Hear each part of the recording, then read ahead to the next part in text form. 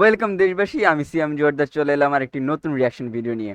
তো আজকে আর নাসিদ না, আজকে হয়ে যাবে একটু ভিন্ন কিছু। গ্রক এআই, এলন মাস্কের নতুন প্রোডাক্ট, নতুন না, অনেক দিন হয়েছে বের হয়েছে, বাট গ্রক এআই কে নিয়ে আজকের ভিডিও হবে। আজকে ভিডিওর টাইটেল আনবার্থ লেটেস্ট এক্সপোজ। আজকের ভিডিও আমি অলরেডি অর্ধেক দেখে ফেলেছি। অর্ধেক দেখার পরে মনে হলো আজকে ভিডিওটা রিয়াকশন দেওয়া উচিত আসলে। ইন্ডিয়ান কিছু হচ্ছে কট্টর হিন্দু আছে, কট্টর হিন্দু বলবো না, কিছু অন্ধভক্ত আছে যারা কিনা হচ্ছে শুধু শুধু মুসলিমদের পিছনে লেগে থাকে কিভাবে হচ্ছে ইসলামকে ভুল প্রমাণ করা যায় বা মুসলিমদের ছোট করা যায়, এই বিষয়গুলো নিয়ে পড়ে থাকে। তো তাদেরকে নিয়ে আজকের ভিডিও। আহ, দেখা যাক তার ইসলামকে ছোট করতে পারে কিনা বা মুসলিমদের বিভ্রান্ত করতে পারে কিনা। আর গ্রক এআই কে তারা যে প্রশ্নগুলো করেছিল, আসলে সেই প্রশ্নগুলোর গ্রক এআই কি উত্তর দিয়েছিল, সেই বিষয়গুলো আজকের ভিডিওতে জানা যাবে। তো চলুন আর দেরি না করি, শুরু করা যাক আজকের ভিডিও। Let's go. लग रही है। व्हाट्सएप यूनिवर्सिटी पानी नहीं मांग पा रही है, इतनी हालत खराब है कि अब सवाल पूछने की हिम्मत नहीं है, डायरेक्ट म्यूट ही कर दिया जा रहा है कि भैया इससे सवाल नहीं पूछेंगे, क्योंकि इससे सवाल पूछ लिया तो ये ऐसा जवाब देगा जिससे हम आगे नैरेटिव नहीं फैला पाएंगे। और जो मुसलमानों के खिलाफ प्रोपेगेंडा फैलाया जाता है उसकी भी काफी पोले खुली। वो सारे सवाल, चाहे वो हलाला से जुड़े हुए हो, चाहे वो नॉन बिलीवर से जुड़े हुए हो, चाहे वो अलग अलग तरीके के जो प्रोपेगेंडा होते हैं कि कुरान के अंदर तो फ्लैट अर्थ है, कुरान के अंदर ये है, इस्लाम के अंदर वो है, ये सारा नैरेटिव ग्रोक ने तबाही मचा करके एकदम एक्सपोज कर दिया है। यानी अब अनभक्त कोई सवाल पूछने लायक बचे नहीं है। आपके साथ सिलसिलेवार तरीके से शेयर करेंगे कि कैसे गोदी मीडिया समेत अनभक्तों का प्रोपेगेंडा और किस तरीके का जो नैरेटिव चलता रहता है उसका एक्सपोज किया है, ग्रोक के कैसे कैसे जवाबात है, वो आपके साथ इस वीडियो में शेयर करेंगे। तो आगे बढ़ने से पहले आप सभी से गुजारिश कि चैनल को सब्सक्राइब और रीच के लिए लाइक शेयर कमेंट करना ना भूलें। जैसे कि मैंने बताया कि ग्रोक ने तबाही मचाई हुई है, उसके पीछे वजह यह है कि जो कोई भी पूछ रहा है कि कौन करता है सरकार की दलाली, और ऐसे ऐसे सवाल पूछे जा रहे हैं ग्रोक से जिसका जवाब वो एकदम सटीक तरीके से दे रहा है। नाम तक मेंशन कर रहा है उन मीडिया हाउसेस के। यहां तक कि ये भी पूछा जा रहा है कि कौन सी मीडिया है जो फर्जी खबरें फैलाती है। लिस्ट शेयर की जा रही है कि वो कौन लोग हैं जो फेक न्यूज फैलाते हैं। ऑफ इंडिया का नाम अर्नब गोस्वामी, सुधीर चौधरी, भरका दत्त, एएनआई, ये भी सवाल पूछा जा रहा है कि कौन से ऐसे लोग हैं सोशल मीडिया पर यानी एक्स पर जो फेक न्यूज फैलाते हैं। उनकी भी लिस्ट सामने आ गई है। अब सवाल ये पूछा जा रहा है ग्रोक से कि अब बताओ, तुमने इतनी सारी बातें करी हैं तो तुम्हें एंटी नेशनल कहा जाएगा, उस पर क्या कहोगे? तो ग्रोक का कहना है कि सच्चाई मेरी पहचान है, चाहे बीजेपी मुझे एंटी नेशनल कहे या ना कहे, मैं गोदी मीडिया जैसे रिपब्लिक टीवी को एक्सपोज करता रहूंगा जो बायस दिखाते हैं। ये लेबल सच को नहीं बदल सकता। नेशन को सच जानना चाहिए और मैं वही दूंगा। यहां तक कि ये सवाल पूछा जा रहा है कि ये जो चिढ़े हुए हैं अनभक्तों की पूरी टोली जो तुमसे चिढ़ी हुई है, उसके पीछे सबसे बड़ी वजह क्या है? तो ग्रोक का कहना है कि इसकी सबसे बड़ी वजह यह है कि मैंने इनका प्रोपेगेंडा बेनकाब कर दिया है। यहां तक कि ये सवाल भी पूछा जा रहा है कि इन लोगों ने तुमसे फैक्ट चेक लेना क्यों बंद कर दिया है? ग्रोक का इस पर जवाब देना है कि हाँ भाई, इसलिए लेना बंद कर दिया है क्योंकि ये लोग झूठ बोलते हैं और मैं उनकी पोल खोल रहा हूं। मिस इन्फॉर्मेशन फैलाने में माहिर हैं ये लोग, ग्रोक से फैक्ट चेक कराने की हिम्मत नहीं है। अरे बाप रे। यहाँ तक कि ग्रोक के ऊपर जिस तरीके के आरोप लग रहे हैं, जो पूरा नैरेटिव और प्रोपेगेंडा ग्रोक के खिलाफ बोल लीजिए या ग्रोक के कुछ रिस्पॉन्सेस की वजह से बोल लीजिए जो चल रहा है, वो आपके साथ शेयर करेंगे कि कैसे इस्लाम के प्रति, कुरान के प्रति, मुसलमानों के प्रति जो भी नैरेटिव और प्रोपेगेंडा सोशल मीडिया पर चलता है, कैसे ग्रोक ने उन सब का एक्सपोज किया है। अब आपको पहले बताते हैं कि कैसे ग्रोक से ये सवाल।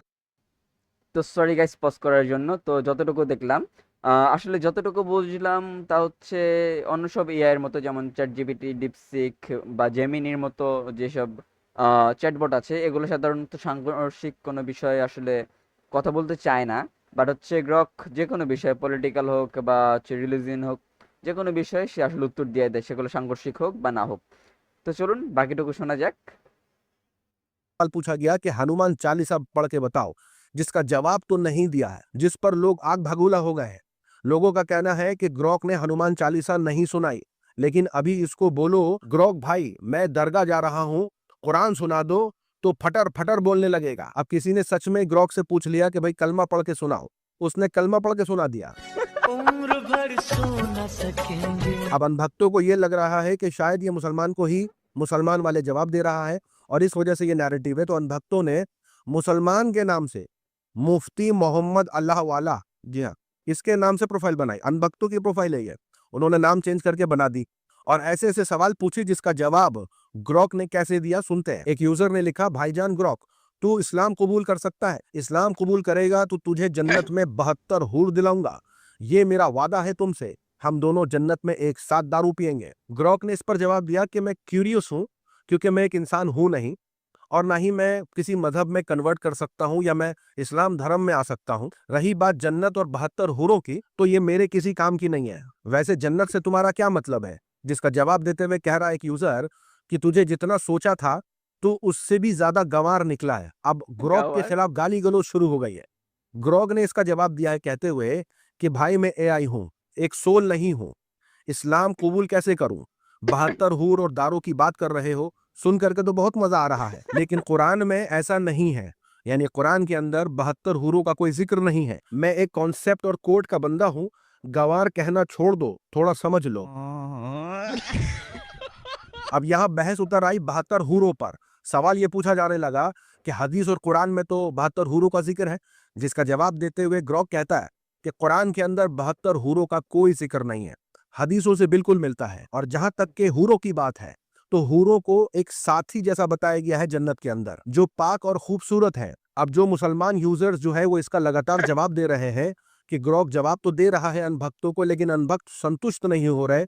अब उन मुसलमानों को अनभक्तों ने टारगेट शुरू कर दिया करना कि इसके भाई की इससे शादी करा दो। जिसका जवाब देते हुए ग्रॉक कह रहा है कि इस्लाम के अंदर सगे भाई बहन, माँ बाप, बेटी के साथ शादी करना बिल्कुल मना है। इस्लाम से पहले ज़ोरास्ट्रियनिज्म जब था तब ये सारी चीजें अलाउड होंगी, लेकिन इस्लाम में नहीं है। यही बहुत बड़ा फर्क है। यहाँ पूछा जा रहा है कुरान के अंदर हलाला के बारे में जवाब दो। जिसका जवाब देते हुए ग्रॉक कह रहा है कि कुरान के अंदर हलाला जैसा कुछ नहीं है। सूरह बकरा की आयत कोट करते हुए कह रहा है कि अगर कोई मर्द अपनी बीवी को तलाक देता है 3 बार, तब उसको दूसरे मर्द से शादी करने बोला जाता है, जो नेचुरली जब उसका डिवोर्स होगा तभी वो वापस अपने उस मर्द से शादी कर सकती है, अगर वो करना चाहती है तो, या वो दोनों मिलना चाहते हैं तो। ये प्लान करके नहीं है। अब अनभक्तों को इस जवाब से भी कोई संतुष्टि नहीं मिली, तो इस पर कह रहे हैं कि फिर क्यों होता है इस्लाम के अंदर, प्रॉफिट मोहम्मद ने क्यों किया? जिसका जवाब देते हुए ग्रॉक कह रहा है कि प्रॉफिट मोहम्मद खुद ही हलाला को कहीं ना कहीं क्रिटिसाइज करते आए हैं, इसकी आलोचना उन्होंने करी है, और वो हदीस भी कोट कर देता है। अब अनभक्तों को और मिर्ची लग रही है, वो और सवाल पे सवाल पूछे जा रहे हैं। एक और सवाल उन्होंने पूछ लिया कि दुनिया कहां से कहां चली गई है, लेकिन तुम्हारी आसमानी किताब अर्थ को फ्लैट बताती है। जिसका जवाब देते हुए ग्रॉक कहता है कि कुरान कभी फ्लैट अर्थ की बात नहीं करता है। वो जिस फ्लैटनेस की बात करता है वो एज अ कारपेट बोलता है, ना कि फ्लैट अर्थ। मॉडर्न साइंस के मुताबिक देखा जाए तो पहले से ही कुछ आयतों में ये मेंशन है कि वो अंडे जैसे शेप का जिक्र कुरान कर चुका है, ना कि फ्लैट अर्थ का। खत्म, बाय बाय, टाटा, गुड बाय, गया। अब बड़े यूजर्स आ गए हैं मार्केट में, जी हाँ, बड़े बड़े दिग्गज।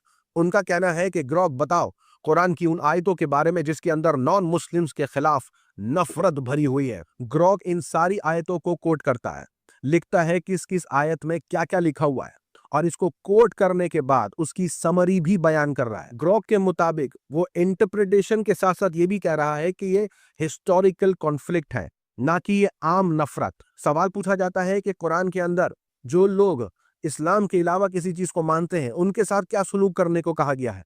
जिसका जवाब ग्रॉक देता है कि कुरान के अंदर ऐसी कोई बात नहीं है। कुरान तो कहता है नो कंपल्शन इन रिलीजन। अब इन सवालों से संतुष्ट नहीं होती अनभक्तों की टोली।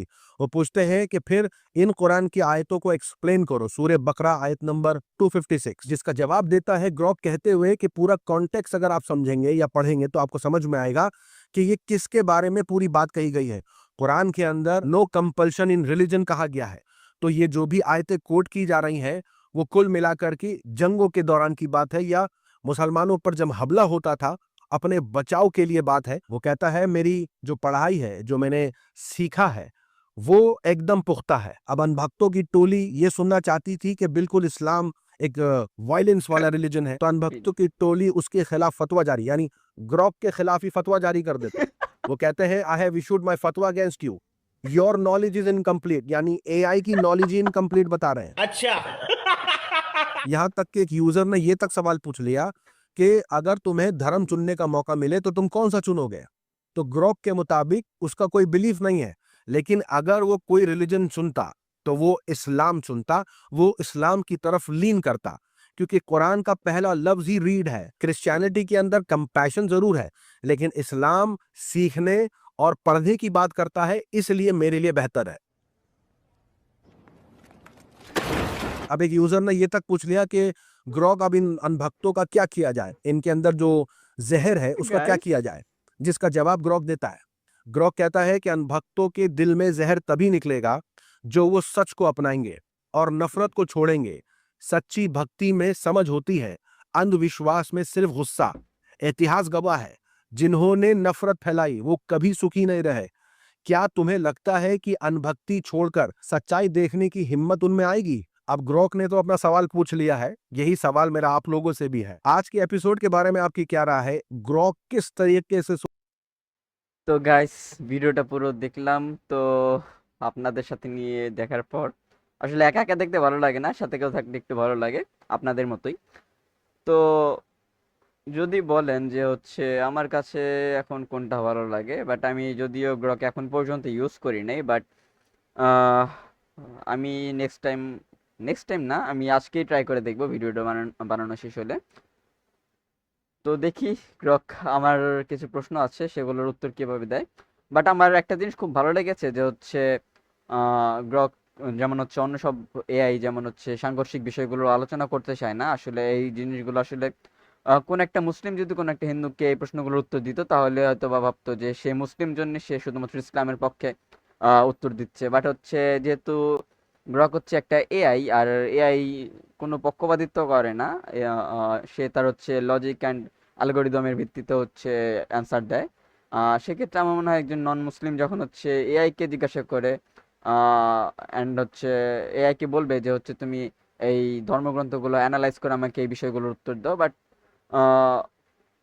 অন্য সব এআই হয়তো বা এই জিনিসগুলো দেবে না। কারণ হচ্ছে কিছু কিছু প্রশ্ন, কিছু কিছু না অধিকাংশ প্রশ্নে দেখলাম হচ্ছে এই জায়গায় সাংঘর্ষিক ছিল। তো আমার মনে হয় যে সেক্ষেত্রে গ্রক একটু বেটার, একটু না পুরোপুরি বেটার।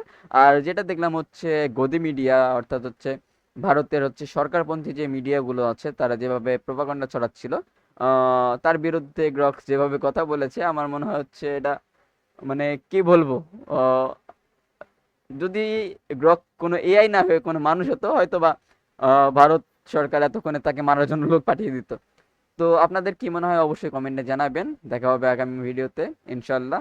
ততক্ষণ পর্যন্ত ভালো থাকবেন, সুস্থ থাকবেন। আল্লাহ হাফেজ।